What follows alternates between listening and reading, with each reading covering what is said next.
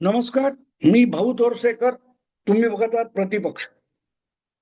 मित्रांनो, हे जे काही महापालिका निवडणुका होत्या त्याचे निकाल लागले, व्हायचे ते निकाल लागलेले आहेत.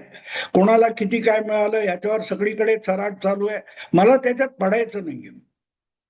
पण 16 जानेवारीला मतमोजणी संपल्यानंतर आणि कुठला महापौर कुठे होऊ शकतो, सोडत काय निघते वगैरे वगैरे जे चाललं होतं, त्या दरम्यान एक आणखीन महत्वाची घटना घडली. किंबहुना ती घडणार याची सगळ्यांना शक्यता वाटत होती.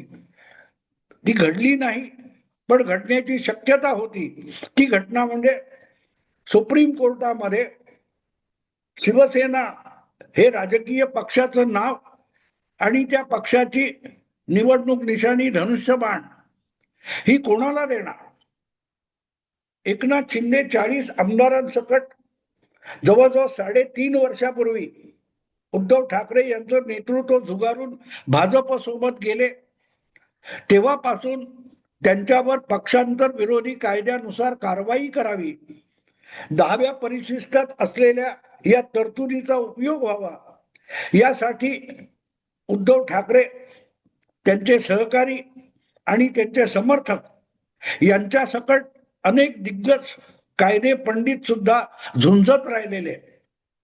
त्यापैकी एकाचं नाव असीम सरोदे आहे. ते स्वतः कोर्टात वकिली करतात. आणि दुसरे पुस्तकातला कायदा आयुष्यभर शिकवलेले, पण त्या कायद्याची उहापोह करण्यासाठी कधीही कोर्टात उभे न राहिलेले घंटातज्ञ, घटनातज्ञ पुण्याचे उल्हास बापट. या दोघांना आपण असं म्हणू शकतो की ज्याला हिंदीमध्ये बरसाती मेंढक म्हणतात. म्हणजे पावसाळ्यात जमीन ओलसर झाली, चिखलाची झाली की जमिनीच्या आत गाडले गेलेला बेडूक असतो, स्वतःला गाडून घेणारा, तो बाहेर येतो, जमिनीवर येतो आणि त्या चिखलामध्ये बागडायला लागतो आणि मग तो डराव डराव करायला लागतो. सरोदे किंवा बापट यांची ती ख्याती आहे. असे जे काही वादग्रस्त विषय असतात त्या विषयांचा पाऊस पडला आणि थोडी जमीन ओली झाली, मातीचा चिखल झाला की त्यातून बाहेर येतात आणि त्या चिखलात बागडायला लागतात आणि आपलं कायदेशीर पांडित्य सांगायला लागतात. त्याचा काही उपयोग नसतो, कारण जमीन सुकली की हे कुठे गडप झाले ते कळत नाही. आणि त्यामुळे 21 जानेवारी 2026 ला कुठल्याही परिस्थितीमध्ये शिंदे विरुद्ध ठाकरे हा जो सुप्रीम कोर्टात चाललेला कायदेशीर संघर्ष आहे त्याची सुनावणी होणार म्हणजे होणारच. याविषयी ही सगळी मंडळी इतकी विसंबून होती की अधूनमधून सवड मिळेल तेव्हा तेव्हा हे लोक एकनाथ शिंदेच्या हातून धनुष्यबाण हिसकावून उद्धव ठाकरेंना देऊन सुद्धा टाकत होते. त्यामुळे 21 किंवा 22 तारीख नंतर एकनाथ शिंदे यांच्याकडे त्यांचा शिवसेना हा पक्ष नसेल आणि आपोआपच त्यांना निवडणूक आयोगाने बहाल केलेली निवडणूक निशाणी धनुष्यबाण नसेल. याविषयी याप्रती प्रत्येक जण, म्हणजे बापट असतील किंवा सरोदे असतील, आपापल्या परीने छाती ठोकपणे सांगत होते आणि त्यांना छाती ठोकता यावी किंवा साध्या गावंढळ मराठी भाषेमध्ये या विषयात ऊर बढवता यावा म्हणून सगळ्या वाहिन्यांचे कॅमेरेमन आणि त्यांचे प्रतिनिधी हे बापट आणि सरोदे यांना भेटायला अगत्याने जात असतात. बघा बघा बघा बापट, अहो या विषयाचा पाऊस पडलेला आहे, जमीन ओली झालेली आहे, तर आज गाडून घेतला असेल जमिनीत सुक्या तर बाहेर या. आता जमीन ओली आहे, तुम्हाला बागडायला सर्वत्र चिखल झालेला आहे, चला या बाहेर. की बापट आणि सरोदे बाहेर येतात आणि आपलं पांडित्य सांगायला लागतात की आता उद्या, परवा, आठवड्याने, पंधरवड्याने एकनाथ शिंदे यांना धनुष्य बाणापासून वंचित व्हावं लागेल हे पांडित्य सांगतात. आणि अचानक असं काहीतरी होतं की सुप्रीम कोर्टाचा सूर्य इतका कोपतो की बघता बघता काही मिनिटांमध्ये, काही तासामध्ये त्या सूर्याच्या, सुप्रीम कोर्टाच्या सूर्याच्या उष्णतेमुळे सगळा चिखल सुकून जातो आणि इकडे तिकडे बघितलं तर सरोदे आणि बापट कुठे दिसत नाहीत, कुठे गायब झाले पत्ता लागत नाही.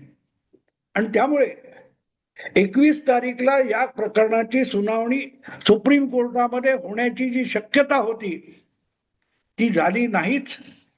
त्याची पुढची सुनावणी कधी होणार याची तारीख सुद्धा दिली गेली नाही.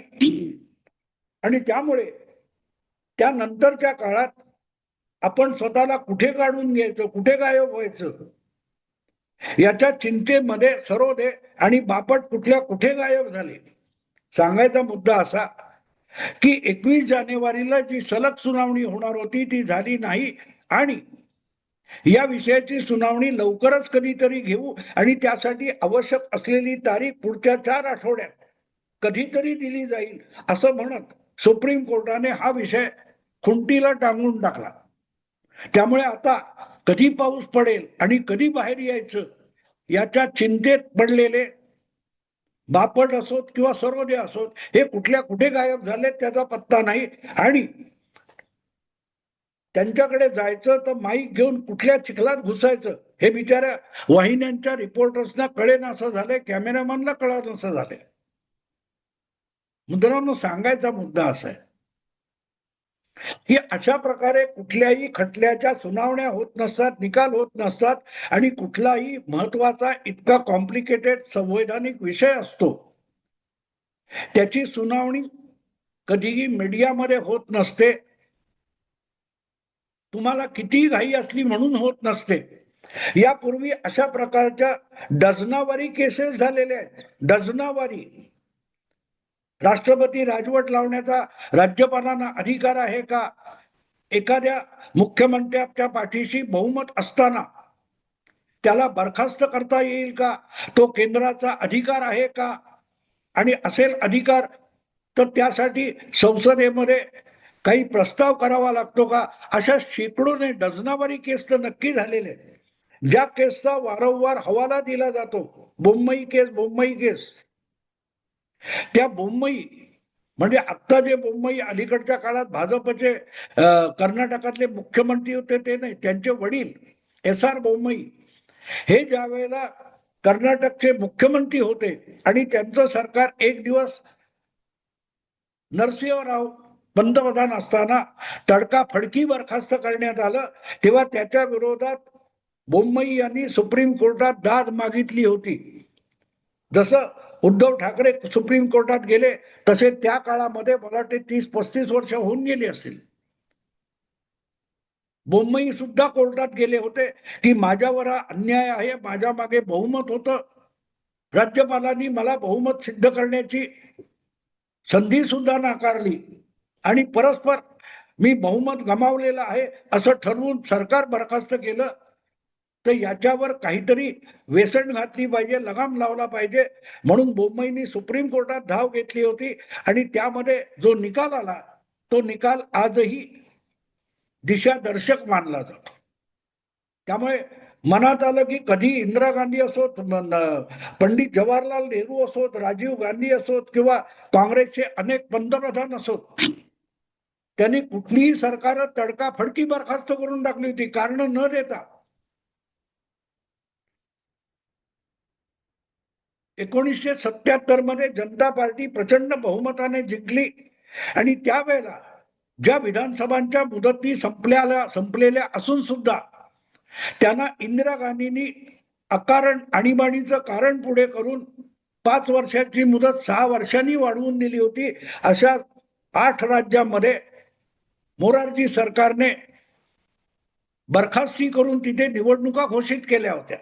पण अवघ्या 2.5-3 वर्षामध्ये परत इंदिराजी बाउन्स बॅक झाल्या, पंतप्रधान झाल्या, दोन तृतीयांश बहुमत घेऊन सत्तेत आल्या.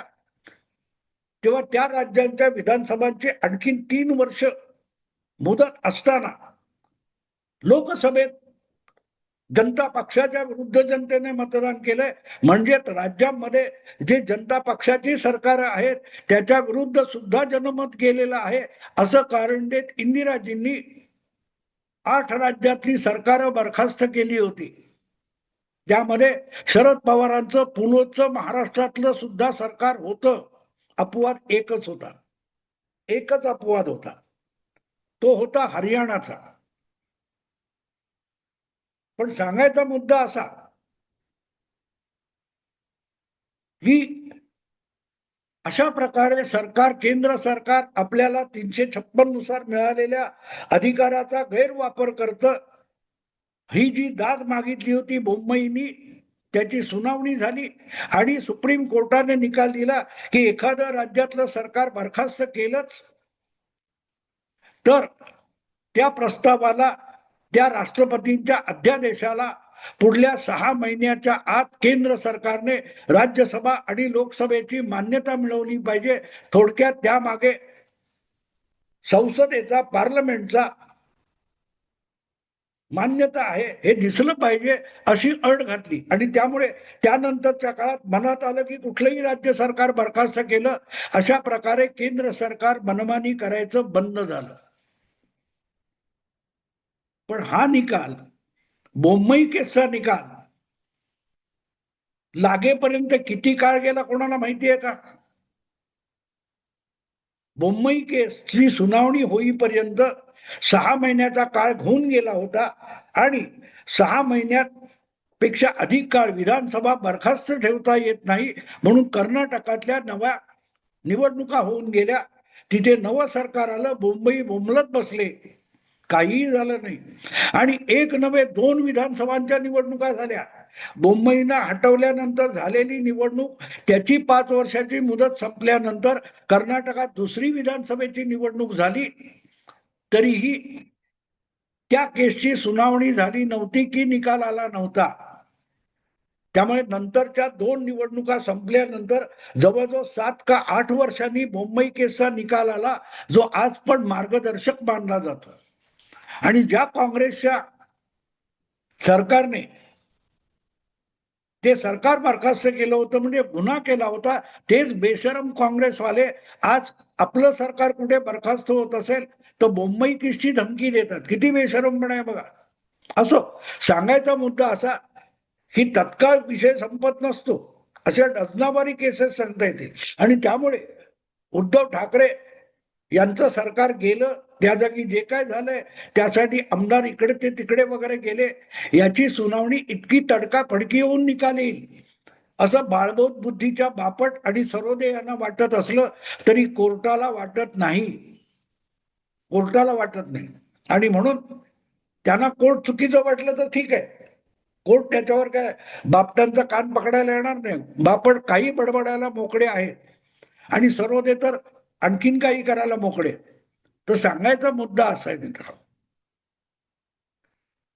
की 21 जानेवारीला या प्रकाराची सुनावणी होणार म्हणजे होणारच, आणि ती एका दिवसातून दुसऱ्या दिवशी धनुष्यबाण जाणार. ही जी काय भविष्यवाणी सरोदे करत होते ते तोंडावर आपटले हे वेगळं सांगायला नको. पण मुद्दा असा आहे की आता ती सुनावणी कधी होणार याविषयी कोर्टाने कुठलीही तारीख दिलेली नाही. त्यामुळे निदान ती तारीख मिळायला 4 आठवडे जाणार असतील, 3 आठवडे जाणार असतील, आणि त्यानंतर साधारण महिन्याभराने ती सुनावणी होणार असेल तरी 1.5-2 महिने तरी ह्या उद्धव ठाकरे शिंदे प्रकरणाचा सुनावणीची शक्यता बिलकुल मावळलेली आहे. मग विचारे बापट आणि सरोदे यांनी करायचं काय? मीडियाला देखील असल्या गोष्टी ज्या असतात या अडगडीत टाकायला आवडत असतं. त्यामुळे अरे रे तारीख आली, चला शोधा रे, कुठे आहेत सरोदे, त्या खोलीत आहेत की या खोलीत आहेत की या पोटमाळ्यावर आहेत की त्या पेटीत ठेवलेला आहे. त्या सरोदेंना बाहेर काढलं जातं, त्या बापटांना बाहेर काढलं जातं, त्यांच्यासमोर कॅमेरा धरला जातो आणि बोला आता. आणि तेवढा विषय संपला. परत तारीख पडली किंवा सुनावणी रेंगाळली की बापट आणि सरोदे हे अडगडीच्या खोलीत ढकलले जातात. तर सांगायचा मुद्दा असा की शिंदे ठाकरे यांच्यातला जो विवाद आहे त्या विवादामध्ये पुढे सुनावणी कधी होणार याची साधी तारीख सुद्धा आलेली नसल्यामुळे हे कायदा क्षेत्रातले 2 दिग्गज आहेत, हे परत एकदा अडगडीच्या खोलीत जाऊन धूळखात पडलेले आहेत. आता तुम्हाला कोणी हौशी प्रेक्षक वगैरे असतात, त्यांना सरोदेंना अमुक विषयात काय वाटतं, सरोदेंना तमुक विषयात काय वाटतं, बापटांचं घटनाविषयक मत काय, असं ऐकण्याची हौस असू शकते. त्यांचेही चाहते असतात. तेव्हा त्यांची बिचाऱ्यांची हालत आहे कारण त्यांना कितीही सरोदे बापट ऐकायचे असले तरी चॅनेलवाले दाखवणार नाहीत, कारण विषय गरम नाही. भाकरी फिरवायची असली आणि तव्यावर फिरवायची असली तरी तव्याखाली जाळ नसेल तर भाकरी फिरवून उपयोग काय.